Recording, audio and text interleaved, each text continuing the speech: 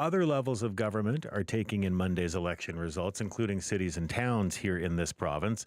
And the Liberals, as we know, will form a minority government. Joining us to talk about what the election results mean for local municipalities is Trish Mandewo. She is the president of the Union of B.C. Municipalities and a city councillor in the city of Coquitlam. Good morning to you, Trish. Good morning, Stephen. Thank you for having me. Oh, thank you for taking the time with us this morning. And what are your first thoughts when it comes to the lot of municipalities in this and how municipalities will fare with what is now a Liberal government? Well, what I can tell you is that whatever you see federally reflects our local governments.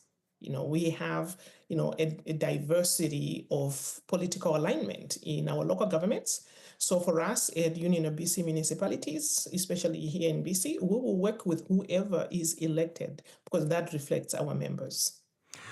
A big preoccupation, of course, of municipalities right now is housing and a lack of affordable housing. What are you looking to a federal government to do to that end?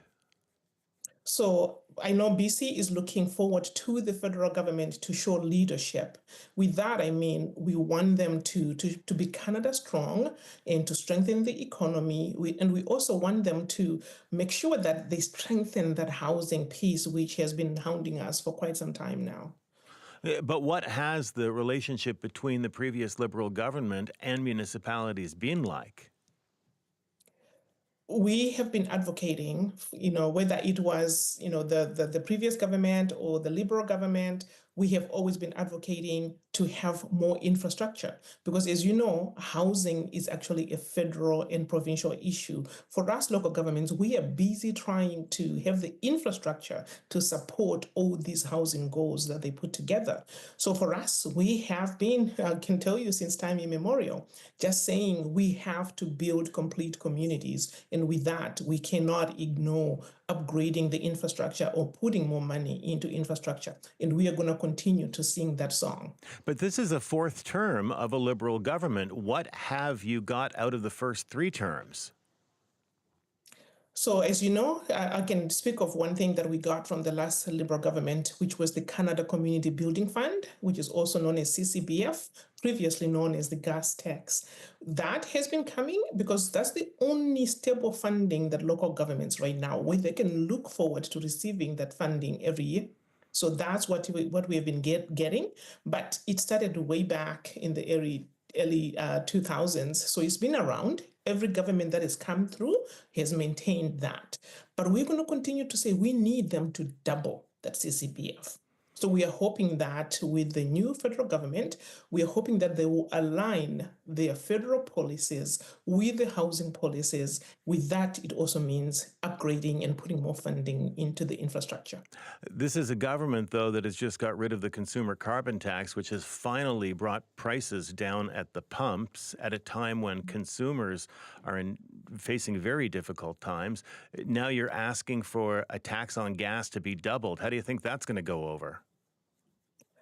For us, at the local government level, we don't care where the money comes from. If they get rid of the carbon tax, please look for another source to find money to put into infrastructure for local governments, because we must build complete communities. And we're also hoping that with the economic instability that is there right now, that if they put stimulus funding, we are hoping to see that again coming back into local communities, because historically we know that if stimulus is put into infrastructure, it creates jobs, it increases the GDP, and everybody wins. So if we're going to build a strong Canada, we must invest in infrastructure as well. Which is exactly what Mark Carney says he intends to do. Now, U.S. President Donald Trump's tariffs, of course, a big concern, not just federally, but for every city and town in British Columbia. What action are you hoping to see the federal government take on that? So at UBCM, we just finished doing an economic study, and that is published on our website right now. And that economic study showed that if the federal government decides to do a stimulus package, they should put some money, infuse that money into local government infrastructure. And historically, as I said, if a stimulus goes into infrastructure, everybody wins. We build a strong Canada and we build strong communities. So that's what we are hoping for. And what about when it comes to public transit? What are you looking for from the federal government? again, you cannot continue to increase the population and not build infrastructure. Transit is infrastructure as well. So we are wanting them to continue to align all those policies, whether it's transportation, whether it's housing, whether it's childcare, schools, everything has to come together.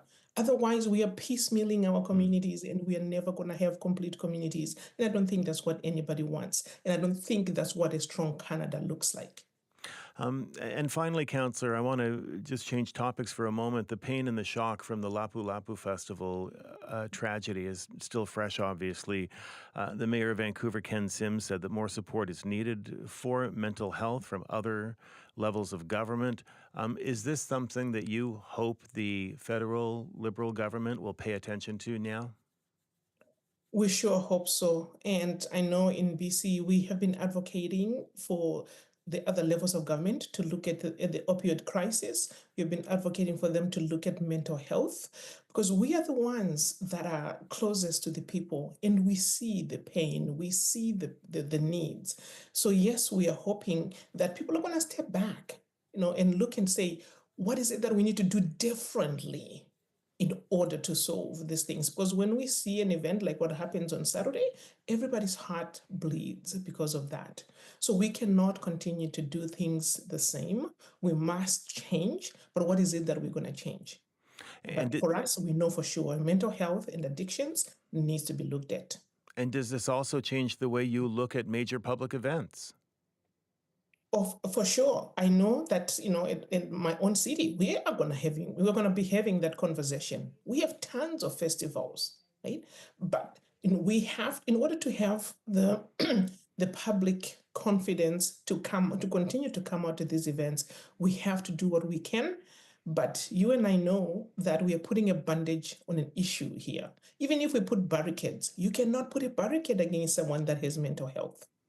So we must address the cause that is underlying. Yes, we can try to do what we can for community safety and to prevent another issue like what happened in Lapu Lapu, but we must address the issue that is at the core of this, which is mental health. Councillor Mandewo, always good to speak with you. Thank you for the time this morning. Thank you so much for having me.